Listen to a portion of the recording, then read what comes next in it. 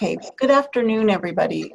This is Rebecca Karoff, who's just filling in for Rebecca Martin for a couple of minutes because Rebecca Martin is having some technical difficulties. I want to welcome all of you to the Equity and Student Success webinar. And this is a part of our Taking Student Success to Scale project sponsored by NASH.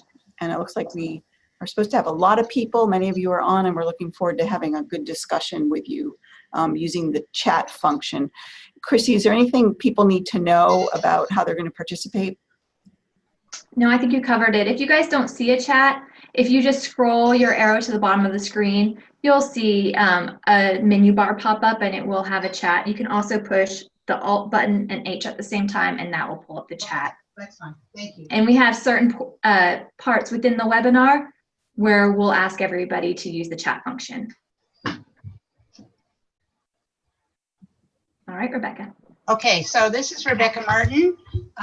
Sorry to be late in joining this webinar. I just was having technical difficulties, but I think now it's all working. Can everybody hear me? Chrissy, can you hear me? I can, yes. Great.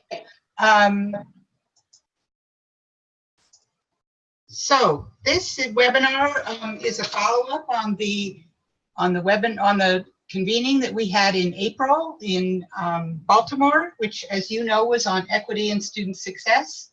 What we want to do today is come back to that topic and get a sense from you as to where you have been with this issue since we last saw you. As you know, we have very different systems across the TS3 network, but we all have in common a focus on equity and student success. So I'm really pleased today to have Rebecca Karoff from the University of Texas System and Jessica Miller from the Utah Higher Education System. As you know, if you just think about those states, they have very different contexts, very different student demographics, but an equally strong commitment to closing equity gaps. And they are going to both join me in the discussion that we hope to have with you in the chat function about the work that you're doing, as well as to share with you a number of the initiatives that they have underway. So let me just kind of bring you back to where we were when we were together in April. So as you know, the TS3 network has 22 systems in it, across 17 different states. 5 years ago, we decided to leverage the power of our systems around two topics: improving student success and closing equity gaps. And we felt this was the most important thing that we could do to move forward on our top priorities.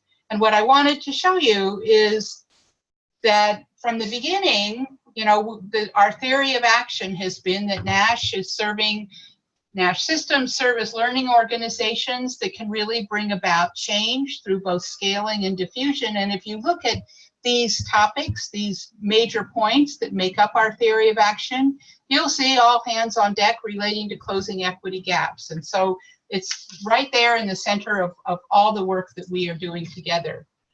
When we got started, we decided to develop a holistic student success strategy made up of these three interventions: high impact practices for all students, guided pathways using predictive analytics, and redesigning the math pathway. These interventions were based on several different elements, but again, one of the central points to this was closing equity gaps. So it's been at the core of what we've been doing from the beginning. And when we got together in April, we decided to, rather than focus more generally on student success that we've done in the past, to really hone in on the topic of equity and spend significant amounts of time thinking about what every student needs and what will make a difference in helping them succeed. We asked you in advance to consider a number of different questions. We asked you to think about your definition for equity. We asked about whether you had some good success strategies to share, and we asked you to think about how you could leverage your system in moving this agenda forward. We heard from Tim White, the Chancellor of the Cal State System, about their system's graduation initiative and the significant progress that they have made on that. We highlighted 5 different campuses and the different approaches that they were taking to address the challenges. Freeman Abrowski described both his experience and his larger perspective on what kind of leadership we need to transform our questions around these issues. And then we gave your teams time to think about how you could build on these action agendas in order to sustain the momentum. Then we asked you to discuss these questions. How are you currently addressing equity in your student success agenda at both the campus level and the system level? Do you have specific strategies or challenges in this area? And how would you know if you were making progress in closing gaps? So we spent a lot of time talking. I think we all got a lot of great ideas. I know I did. We certainly left that meeting with a lot of energy and momentum around this topic. But we know that there continue to be systemic barriers to the success for many of our students. The lucky ones are like this little red person climbing up the ladder, where all the rungs in the ladder are in place. They have the resources that they need to achieve and advance. But too often we know that those ladders are broken, or they have pieces that are missing, and people are left behind. And so we want to be sure that as we think about the students, all of the students that we're serving, we think about what specific needs students have in order to advance the agenda. So it's been 2 months since we were together, and what we would like to do now is to have you use the chat function to share your perspective. And what we would like to know is, what are the ideas that have stayed with you? What is it that's you remember from that time? What were the important messages that you heard, or the ideas that you came up with in that work? And then where are you getting traction around the equity agenda? You know, what's making a difference in your area? And so we're now going to move into the chat function. You can find that on the taskbar as part of your webinar. And we would like to hear from you about these 2 questions. So let's start with, you know, what's stuck with you? What are the important issues that you remember from that time and that you're moving forward with now?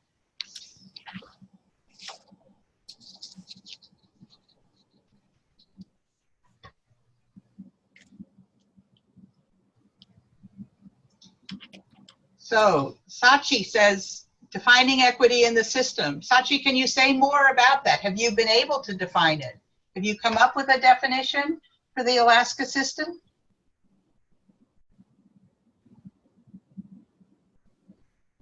Let's hear from some others. If I don't hear from you, I'm going to start calling on people because I know who's out there.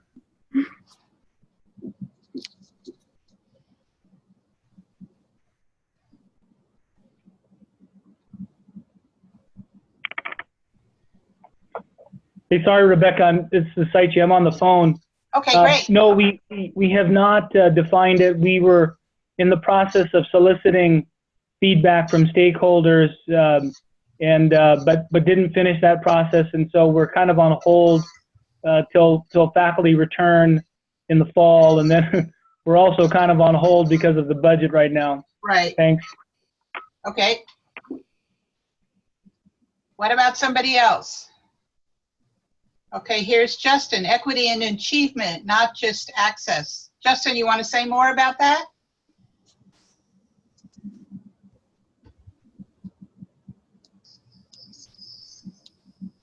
Can you either type in more, if you want to unmute yourself for a minute and talk, that would be fine.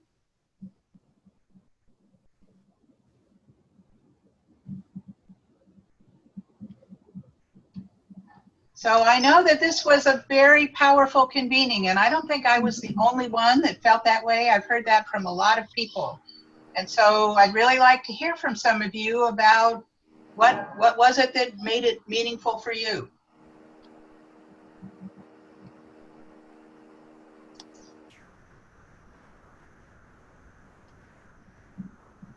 Okay, here's Matthew Lexow. We've invited speakers, Tia McNair of AAC&U and others, to our Summer Institute to open the equity discussion at our college. That's great, Matthew. You know, we really need to keep the conversation going, and I know Tia will be terrific. But it's not been easy, right? And here's Wendy. At the June board meeting, TBR amended its diversity policy to include an equity statement based on the ATD model equity statement. That's great. Wendy, how is that different from what you had in your approach before?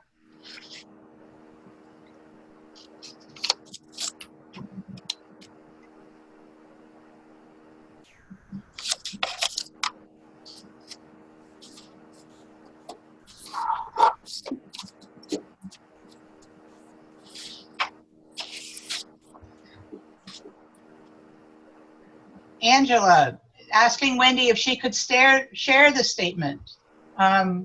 Wendy, if you want to send it to me, I'd be happy to send it out to everyone that's on the webinar today. That would be great. I think we all need those kinds of examples, and particularly getting the board involved can make a big difference in moving the agenda forward on your campuses.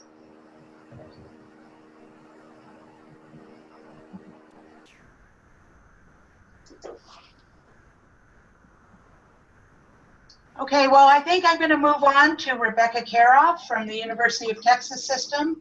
Here's what Wendy's saying. It took us beyond the issue of representational diversity to a commitment to addressing the specific needs of diverse groups and students. That's great.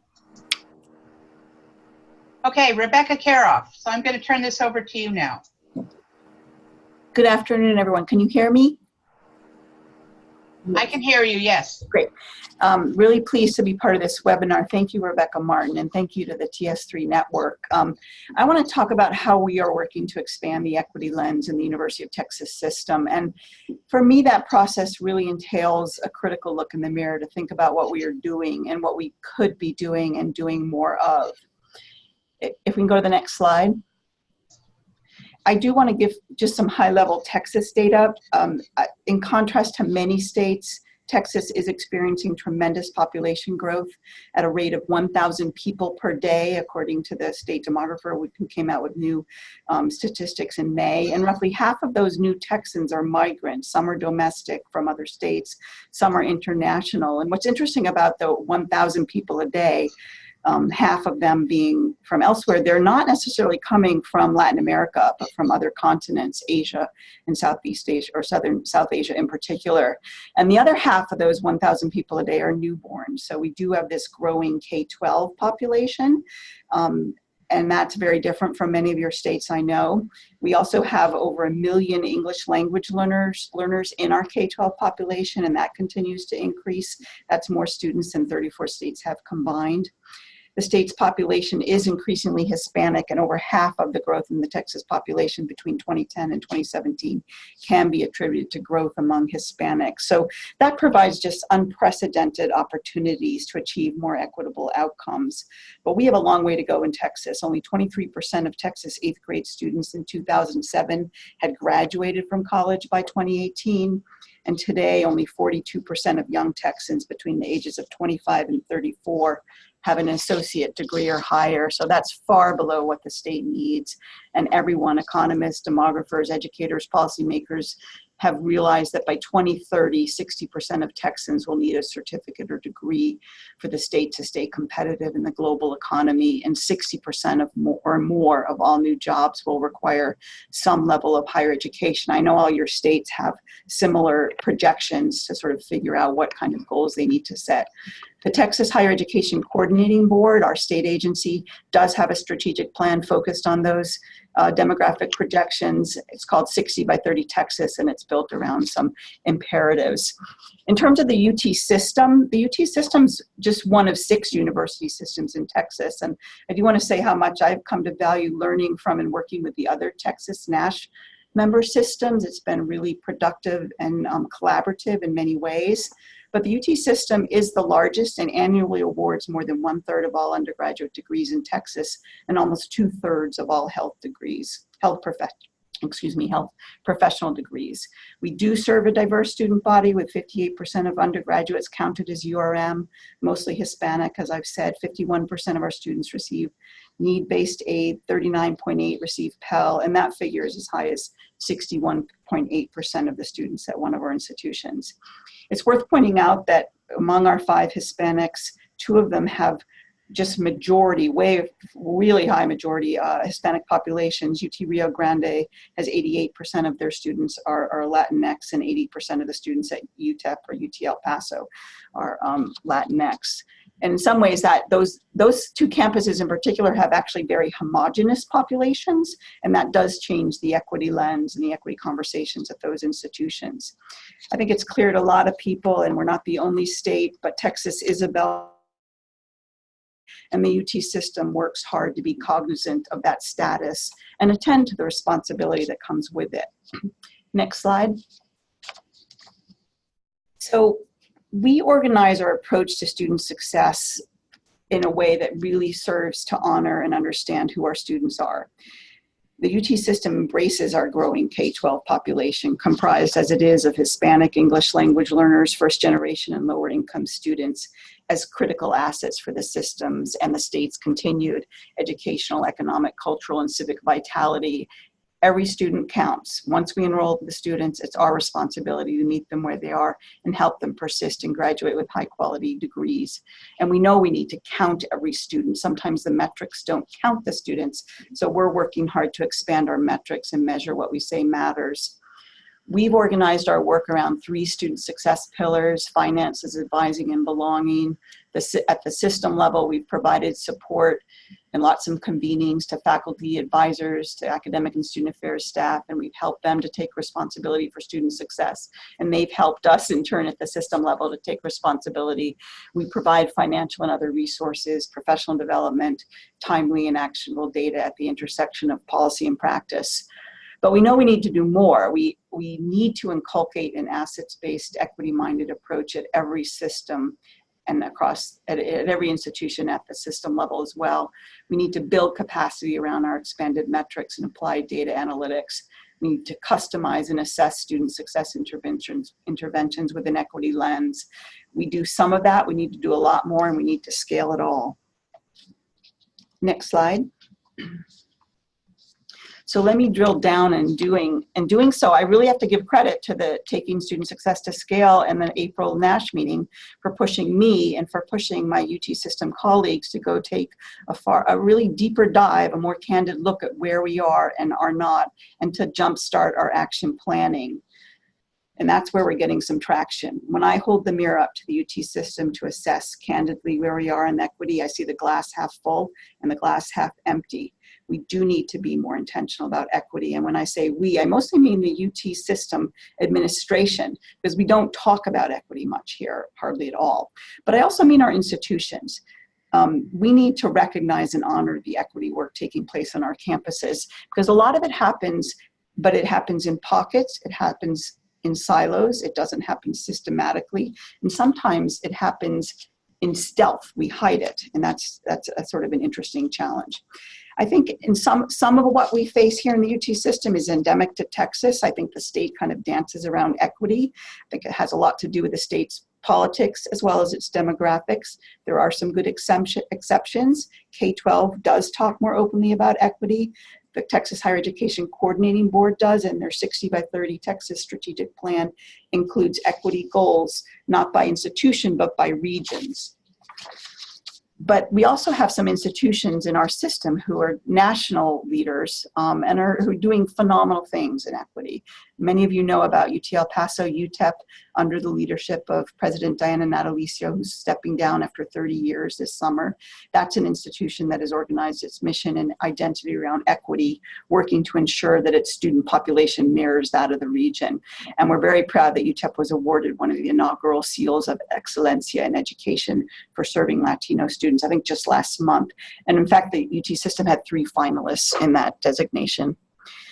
Our other institutions are also focused on equity in many ways, and I just want to highlight a couple of those examples. And they do this in ways that are very distinct to their student populations and cultures. UT San Antonio is a national leader in serving first-generation students. UT Arlington, UT Dallas, UT Tyler are using descriptive and predictive analytics and cluster analyses to identify equity gaps and treatments to close them. UT Rio Grande Valley is a young institution created from 2 legacy institutions in the Valley. It has a founding mission to be bicultural, biliterate, and bilingual in terms of its curricular and programmatic offerings. as I mentioned, they have a homogeneous Latinx population of 88% of Hispanic students. They're focused on career advising and development and on connecting classroom activities and high impact practices to workplace learning. That has what they've discovered as sort of the locus of equity gaps for them and for faculty too, so they're working hard in that arena. We have 2 campuses that serve students who cross the border every day, and trust me, they are focused on ensuring the safety and well-being of their binational students as carefully as they can. And like many of our institutions, many of your institutions, all our campuses serve undocumented students, and we work to help them navigate a volatile environment.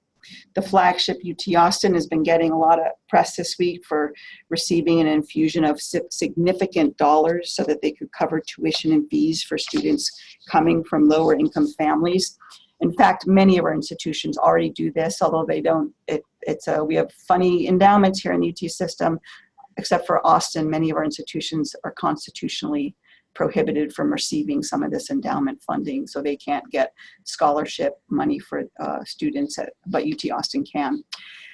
As a system, my goal, and it's shared by, in fact, it's pushed by my institutional colleagues, my goal is that we name and claim all of this work as equity-driven and equity-minded.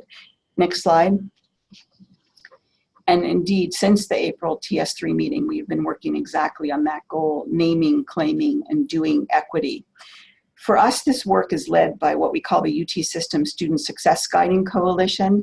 These are campus colleagues who teach and inspire me every day and make my job very meaningful. The Guiding Coalition is a system-convened collective of student success leaders and advocates. They work to generate, maintain, and accelerate momentum in student success efforts and initiatives. They were instrumental in developing our 3 pillars of student success, and they're instrumental in ensuring that we remain focused on them. At the April NASH meeting, you heard from 2 of our members from UT San Antonio and UTEP to talk about some of the work that I've mentioned above. And the Guiding Coalition, about a month after the April meeting, we met at the end of May and refined a set of priority areas of focus and action. And the _1 area of focus was equity and equity-mindedness. This priority, actually, they developed a number of priority areas, but the equity and equity-mindedness intersects with all of those areas, and it becomes we placed it at the forefront. Actions coming out of this priority listed on the slide include sharing our emerging equity definitions. Like Alaska, we haven't defined equity in the system. You couldn't find it anywhere. So we are developing an equity definition and a set of guidelines for doing equity that we are going to be sharing across this UT system with a variety of stakeholders. We're not ready to share yet, but I hope by this fall we will be ready. We are establishing a web presence at the system administration level. We have some robust student success pages, but we don't have an equity page. So we will put some definitions up and our commitment to name, claim, and do equity. And we're leveraging the extraordinary data analytics capacity of the system office and of some of our campuses to design and conduct more intentional equity interventions. Next slide. We know we need to be doing more, and we need to do it more intentionally. I actually have a really long list, but some of it's represented on this slide. But I know some of the things we know we need to do and we are working to do will be to make transparent the UT system and institutional data around equity, to make the gaps and the progress on closing those gaps more visible, and to provide a foundation for engaging in and addressing and doing equity. We are conducting some fine-grained analysis to identify the responses, treatments, and interventions to address and response to our own fabulous analytics, but we haven't been able to act on that in the intentional, more coordinated, more systematic way. So we will be doing that. I'd like to see us do this, and our campuses would. This may be harder to do. We need to set equity goals for the system and the institutions, and then to hold ourselves accountable through incentives and disincentives. I know a lot of you in other states and systems are doing this. We need retention and graduation goals, but we need other kinds of goals around participation in HIPs, in majors, in student support services, in the co-curriculum. We should be looking at grade distribution and gateway courses. We should be looking at requirements to honors programs and to majors and seeing where we have both equity and opportunity gaps to fill. I'd like to see our goals include both compositional and equitable representation of diversity among students, faculty, staff, and administrative leaders. We have to pay far more attention to equity and diversity in faculty hiring, retention, and promotion, and ditto for staff, administrative staff leader and leadership hiring, retention, and promotion. And we know this, and we talk about this at the system level and at the campus levels, but we're not tracking it. I think if we did that differently, we might make more progress. And we just need to keep assessing what we're doing, the how and the why, so we know what works, what doesn't, what's making a difference, what to tweak, what to stop, and what to elevate. I just want to say in closing, I think some of what we do around equity in the UT system is undisciplined. It can be very superficially embraced. I always channel Estella Ben-Simone in the work of the Center for Urban Education at the University of Southern California. She wrote in a blog post last fall, she said, saying equity is not the same thing as doing equity. What I fear that I'm really seeing is equity being addressed as a discussion point to policy agendas and becoming a checkbox term that people include in their documents, all of it with no actual results. In the UT system, we're not even saying equity, although I do think we are doing it. We're just not doing it enough, and we're not naming it and claiming it.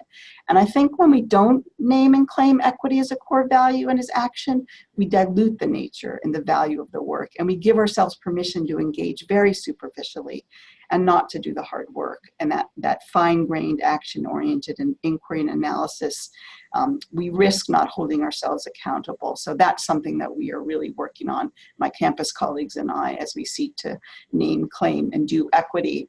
And Rebecca, if you can go to the slide with the question, one of the challenges we have here, next slide, Rebecca.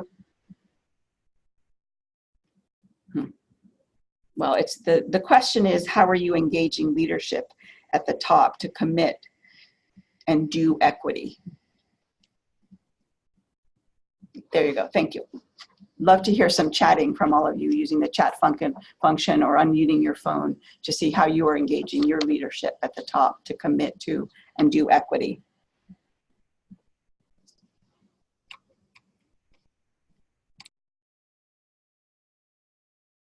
And this is Rebecca Martin. If you, so Valerie is saying, please share the quote, powerful. And Caroline, many people conflate equity with inclusion or diversity. It's vital to realize the difference between these concepts and how to implement each across campuses and systems. I think you're right, Caroline. Do you have good examples of what the differences are? I also wanted to invite people, if you have specific questions for Rebecca Karoff about the UT system experience, we could hear from those now too.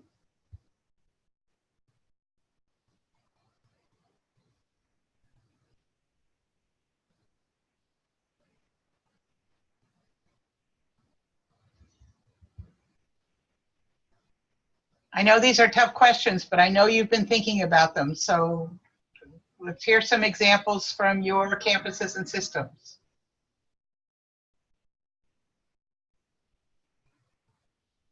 Well-intentioned colleagues who check out. Here's some good resources.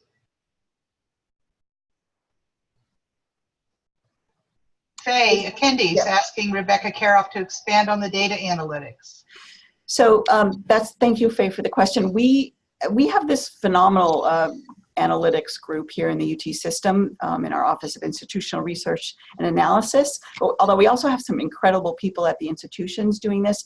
But at the system level, what we're doing, led by my colleague David Troutman, he's the driving force, he has developed a variety of predictive analytic models, including one around this distribution of financial aid that actually has sort of an equity impetus, but he has done some enrollment matriculation modeling that allows campuses to sort of think about who are they giving financial aid to, who's coming, who's not coming, who seems to need it, who seems to use it. And that's been helpful. We're also doing, when we developed our student success pillars: finances, advising, and belonging. And we set out to figure out how, well, especially like how the hell are we measuring belonging? David's team did some cluster analysis to look at who was leaving, which students were leaving at the end of 1 year, and if we could think about why those reasons were, and through a very fine-grained cluster analysis, which I couldn't actually explain to you, but David could, we sort of ended up with some student success quadrants for students who are leaving for financial reasons, students who are leaving for financial and academic reasons, and students who are leaving for what we called academic belonging reasons, because they were not feeling like they fit in academically, even when perhaps their SAT score or high school GPA would have predicted that they would. And then other students who were doing beautifully in academic terms were also leaving, and we thought that might be related to social belonging.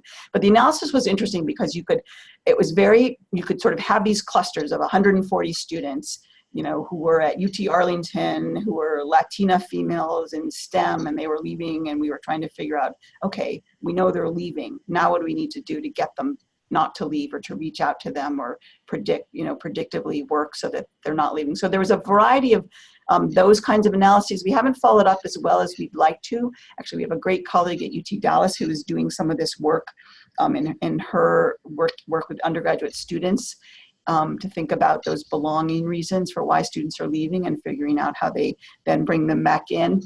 And then there's some other predictive analytics around retention that the system office is doing. And what's nice it's sort of a good partnership.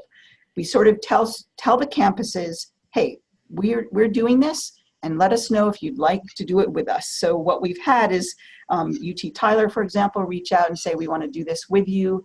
And the analytics staff in our office work with their staff at the Tyler campus to not just sort of say, here's the model, here's what we found, but here's the model, here's how you can use it yourselves, here's how you can take the model and implement it in your own context for your own students. This is capacity building. It's actually still really hard. Again, it varies. Our campuses have very different resources. So some of our campuses don't need any of our analytic help from the system, and others do. It's been very collaborative and very much sort of not giving people, it's teaching people how to fish. So I'll stop there. So, Rebecca, there are lots of great questions here, and we're not going to have time to get to all of them, but let me just combine a couple. Nancy Shapiro says, engaging leadership at the top can be a pretty superficial conversation often. What about engaging faculty? And Faya Kindes asks about how faculty have responded to the use of analytics. I know you've been thinking a lot about working with faculty in the UT system. Would you like to comment on those issues? Sure. I will say that we've actually, this is the good thing when you sort of think at the system level, gee, we're really not engaging faculty. And then you hear from 8 provosts at your academic universities like, hey, and everyone at the meeting saying, where are the faculty? So we've actually had a student success summit last September that focused on the faculty role in student success. We haven't, the faculty engagement with analytics has been, I actually don't know a lot about it. I know that at UT RGV, there's this very intentional approach to creating student success teams that include faculty across colleges and getting more data into their hands. I know that's happening at our other institutions. UTEP, for example, is going department by department, talking about who our students are, what the data is telling us, and what we need to do with it. So it really varies. It varies from campus to campus. Like at UTEP, they have such a strong identity for their strategic plan called the UTEP Edge that it's hard to escape. And I think they've really done this great job of bringing faculty in, and they also have a very sophisticated data shop. So that's just part and parcel of it. But I'd also know that if you went to many of our campuses and they would, if they heard me talk about this great analytics work we're trying to do with the campuses, they'd be like, I never heard of it before. So it really varies from faculty member to faculty. We find some faculty just love the data analytics. They find it so purposeful and understandable and gives them meaning to like, oh, so this is what's happening in my classroom. And there will be others who are not reaching clearly. Great. Okay. Well, I want to move us along. We could spend the rest of the day on these questions, but we want to hear from Jessica Miller at Utah, so I'll turn it over to her. Thank you. Yes, I'm Jessica Miller, Director of Completion Initiatives for the Utah System of Higher Education.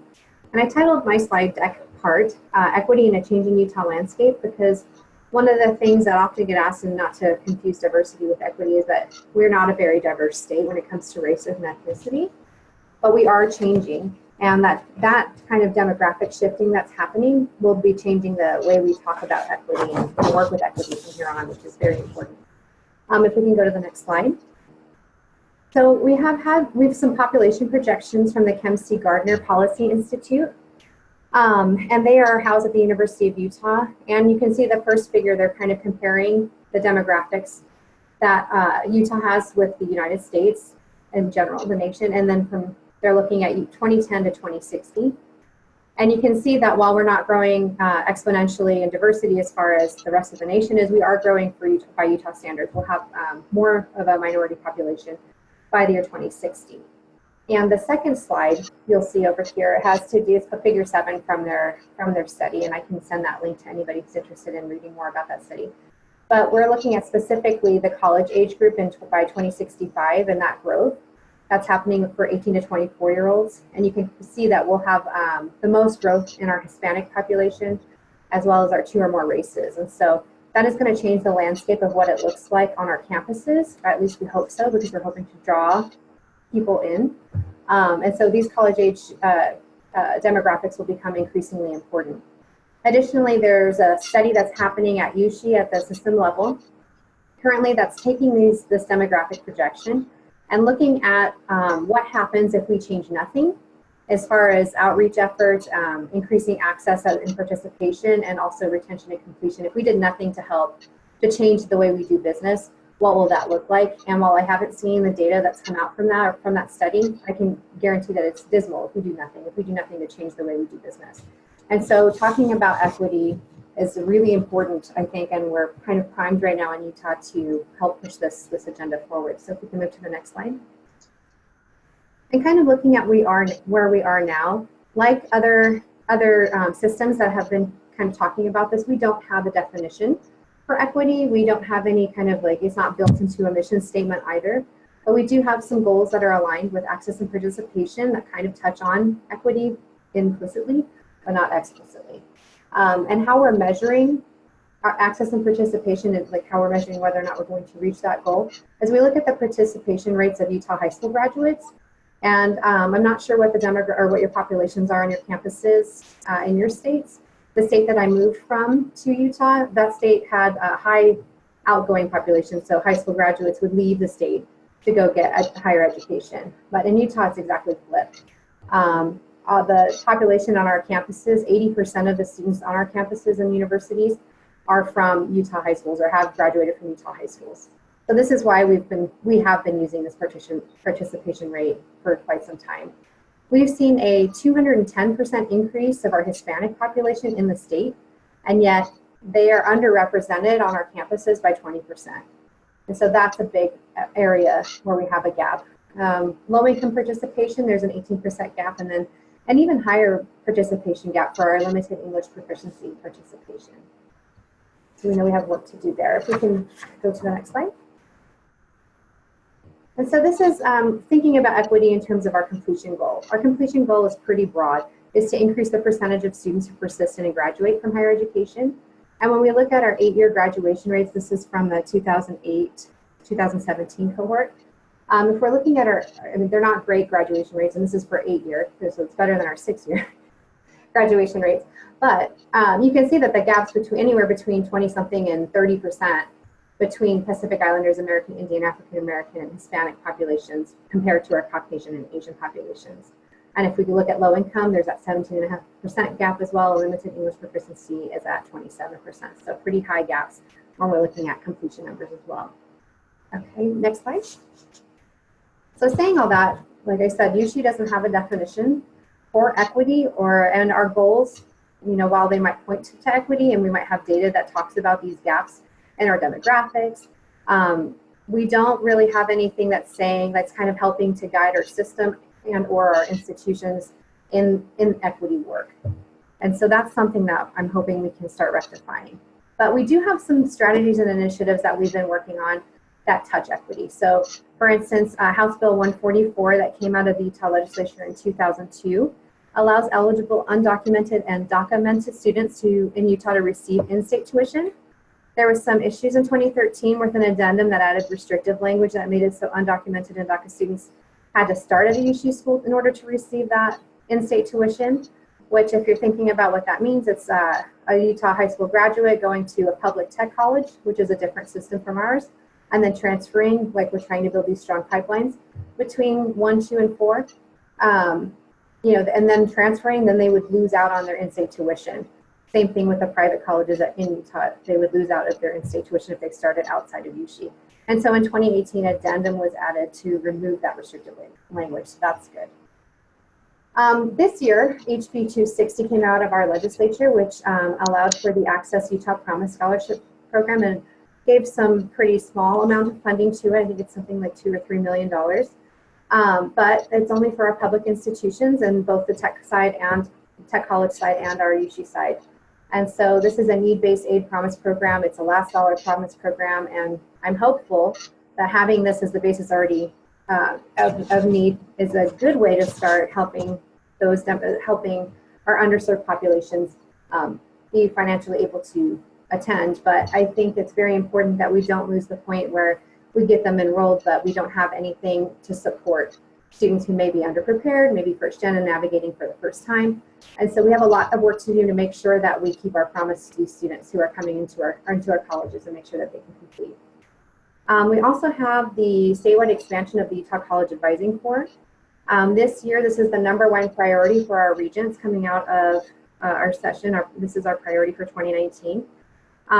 This is a program that was started at the University of Utah. They had college access advisors in high schools, and they were working with underserved students in order to increase participation in the higher ed side. And we will be using $1 million of our own money to expand this program to 33 high schools, or an additional 33 high schools. And then the ultimate goal is to get some funding from the legislature to do this statewide. We also have the College Access Network of Utah, and there's 4 working groups. As you can see, they're very focused on specific, I don't want to say non-traditional, but somewhat not traditionally served students, historically underserved students in our system. And the chief diversity officers are our steering committee for these working groups.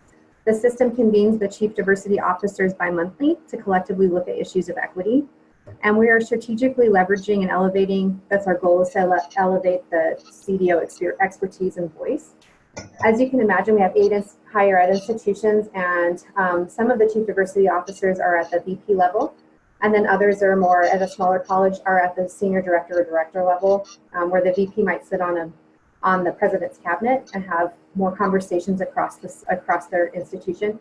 Some of our CDOs don't have access to the presidents in that way or their cabinet in that way. So we're hoping to leverage and elevate their voice across our system. So that's kind of the work we're doing there. The GE task force that's our general education task force, has been meeting for many, many years, and they put on What is an Educated Person conference. And this, I think that's been going for 30 or 40 years. It's an amazing conference, really focused on general ed and student success and how to help students through general education, define a general education. And this year their theme is equity and diversity, so I wanted to raise that as a point, but also because it's the first time that they'll also have a pre-conference, which will include the entire C-suite, which are the CSAOs, the CIOs, and the CDOs. So I'm really excited to see what develops out of that, because when you get all of those people in the same room together and they're crossing their silos off, I think a lot can be done as far as equity and diversity, and that might be really the base for the conversation on having a system-wide definition around equity or policy around equity. Equity work really come to focus. So I'm really excited about that. We can go to the next slide. Okay, and so this is the last slide I have on equity-minded strategies and initiatives, but these are more of the things that, the first 2 bullets anyway, are more of the things that I personally work on. Our Regent mandate in 2017, the Regents mandated that every student be able to participate in 2 high-impact practices. And the goal here is that we have 1 high-impact practice early on in their college education. So within the first 30 credits, and then they at least have one more in their upper division or within that upper division area. And these can be co-curricular as well as curricular. And so we're working on that. We've been meeting for almost, I guess, 2 years now with a steering committee that I lead. And they are some really phenomenal people, a lot of overlap with General Education Task Force. So there's been a lot of excellent talk about how we talk about impact with high impact practices and how we measure that. And so we're working on those things, but this year we'll have a policy that's going to come out that explicitly states the region mandate for the 2 high impact practices, but also develops kind of we'll develop policy around this idea of equity. And it may be that it will be more explicitly stated there that this work needs to be able to, the institutions should be able to find where their gaps are. So this will be more open, more flexible for the institution to determine, because their equity gaps might not be the same at the University of Utah as it is for Snow College and so on.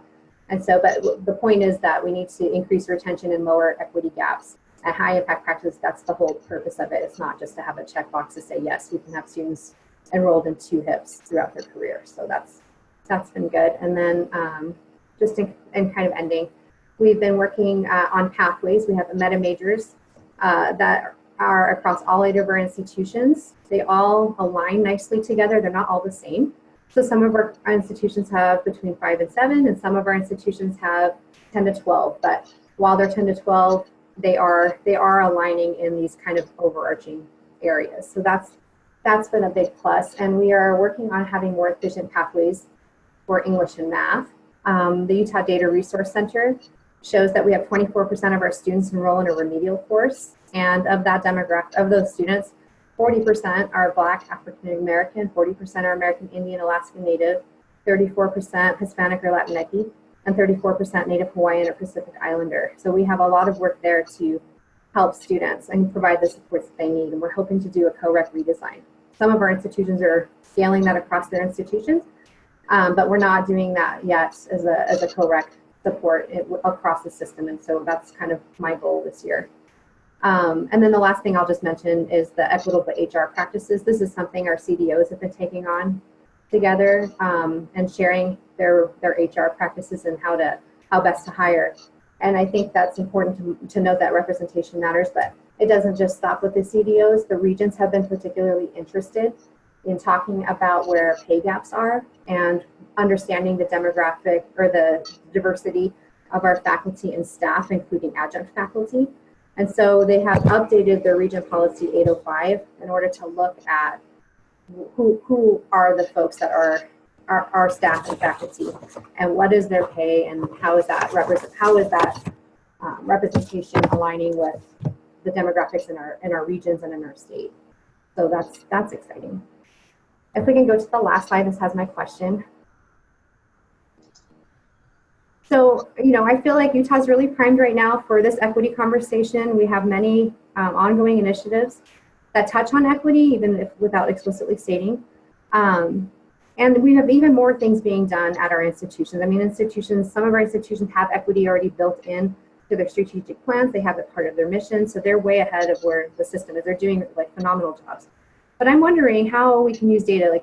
How do we use the data to help us at the system level make goals that support the work that our institutions are already doing and engaged in, but also help to guide them in areas maybe they're not already working on. So I'm just curious as to what you're doing to use your data to make goals around equity and inclusion.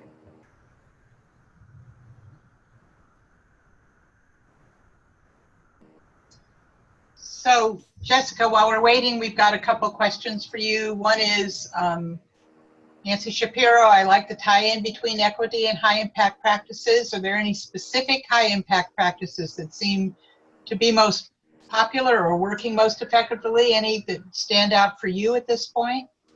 So we're in the middle of looking at that itself. The hardest thing for us at the system and at the institutions themselves has been doing a lot of that forework of defining what HIPS means across the system, but also what it means to the institutions. And there's been work around that at the institution level with drawing from faculty, drawing from student affairs side to figure that out.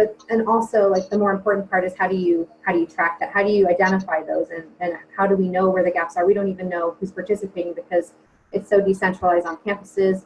And then at the system, we have no prayer of finding it, just based on that. So looking at the most popular, the most impactful, we're going to be participating in Jillian Kinsey's NESI HIPS quality survey. And we're the easiest one that I think we have, at least the one that we know that all of our institutions are engaging with and are easily identifiable, are the service learning. We'll find out, I guess, pretty soon. We'll be participating, we'll be doing a system-wide study on the impact of that. So I hope that sort of answered your question. That's where we're starting, is with service learning as an easy way to look across the system. Okay. And institutions themselves are doing their own work to find out. Great. So Faye Akindis is asking both of you, Jessica and Rebecca, about professional development programs in equity-minded teaching and learning for faculty and instructors. This is a topic that Faye and her colleagues in the University of Wisconsin system are going to be presenting a webinar for all of us in September. But anything you'd like to throw on the table at this point that you're involved in? I'll answer first, Rebecca, if that's all right with you, and then you can answer. To mine, at the system level anyway, we have not sponsored any professional development programming around equity-minded teaching and learning. I know our institutions have been doing some of this work. I don't know exactly. I attended the NASH Lumina grant on equity and HIPS, and I was really impressed by the discussions around cultural relevance and how to put that into your coursework. And also, I think it was TILT, so the transparency in learning, I think. I'm butchering that, but those two things are on my radar, and we have something called the Access and Completion Retreat every year, and it's one of the things that I'm hoping we can have more engagement with faculty directly from the system level and provide that support to our institutions in that way. So I'm really looking forward to your webinar coming up. Thank you. Rebecca, if you want to respond. Yeah, thank you. This is Rebecca Karoff. Faye, great question. And frankly, Faye, whatever we're doing, it's nothing as good as what you are doing and what even the UW system has been doing, University of Wisconsin system is doing for actually several decades with its faculty fellows and scholars program. So we're not doing anything at the system level at the moment. We actually are kind of taking a bit of, or sort of on pause in terms of the professional development we've been doing some, I think, really good advising institutes, student success summits, other kinds of convenings, but we are trying to sort of, I'm trying to take the next couple of months to we have a relatively new chancellor, and I've said to him, and he agrees, but he's so busy.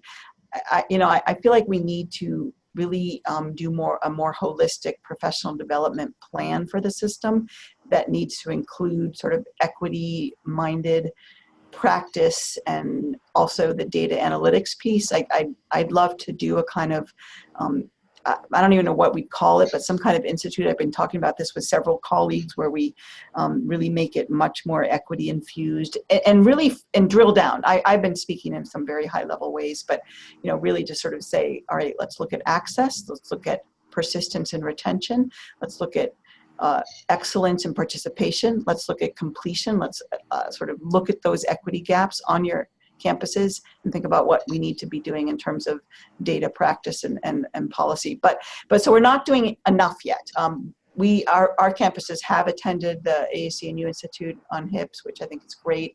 UTEP has been engaged in some collective impact work. They've been going to this Collective Impact Institute, which has a strong equity focus, and so some of those people are on the guiding coalition. They've been bringing back materials. We hope to bring some of that into our work, but we're really, great question, and I wish I could say we're much further along than we are, but we're not. Great. Okay, well, I would like to thank Jarvis Marlowe McCowan for pointing us to some important resources from AAC&U, a great resource to all of us on high impact practices, and also Preston Phillips for drawing attention to undergraduate research that correlates highly with increased retention as well as improved outcomes for underrepresented minority students. Some good resources there. What I'd like to do now in the time we have left is get a sense from you as to where we should go from here. So what do we need to take the next step with the equity agenda? What do you need in your system? What would you like to hear about from other systems, and how can the TS3 network help? I've mentioned already that we have one webinar teed up already for the fall on equity and pedagogy. We are very interested in identifying other issues that you would like to learn more about, either specific topics or hear more from other systems. Was there somebody that you heard talk at the April convening you'd like to hear more from? So this is your chance to let us know. We pay very close attention to this kind of feedback. So let's use the remaining time we have with the chat function to hear from you about what you think we need and what more we could do in terms of advancing this agenda together.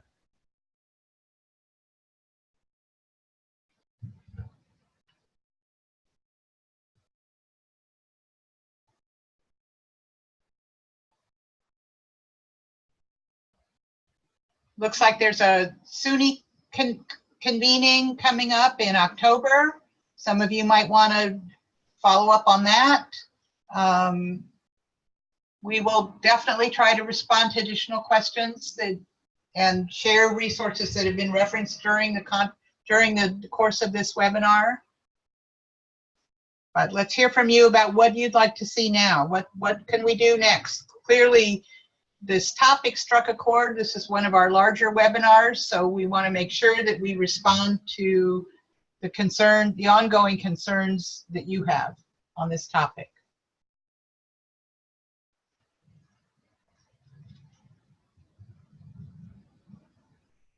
Okay, assessment tools, other methods of accountability, and inventory of our practices.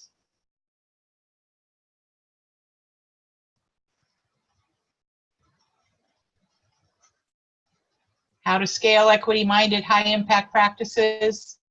That's something that 4 of our systems have been working with. Wisconsin is one of them with the funding that we've had from the Lumina Foundation. We just as an aside to you here, we are working now on a series of online modules on scaling equity-minded HIPs and also addressing the issues of quality around high-impact practices. Those resources will be available to you probably starting in January. So we're hoping to be able to share the lessons that we've learned and the resources that we've identified in that project with the broader TS3 network. Anything else?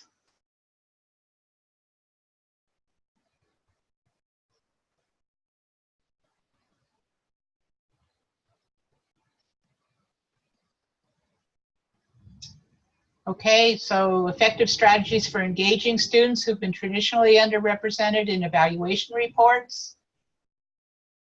Okay, we'll keep track of all these, bring them back to our steering committee and see what we can do to try to address them, breaking down underrepresented URMs. Thinking about, Latinx by itself is a pretty big umbrella. What's underneath that we need to be paying attention to in terms of different needs.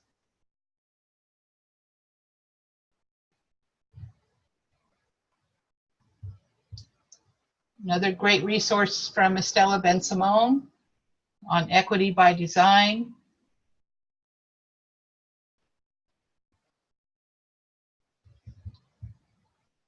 Okay, well, we've come to the end of our time. Let me thank our presenters for putting some great work on the table, things that we were able to really get into in more detail. I think you'll agree that they have 2 very different perspectives, but equally interesting, and hopefully there were places where you could relate to the challenges in those systems and think about the ways that they're addressing them.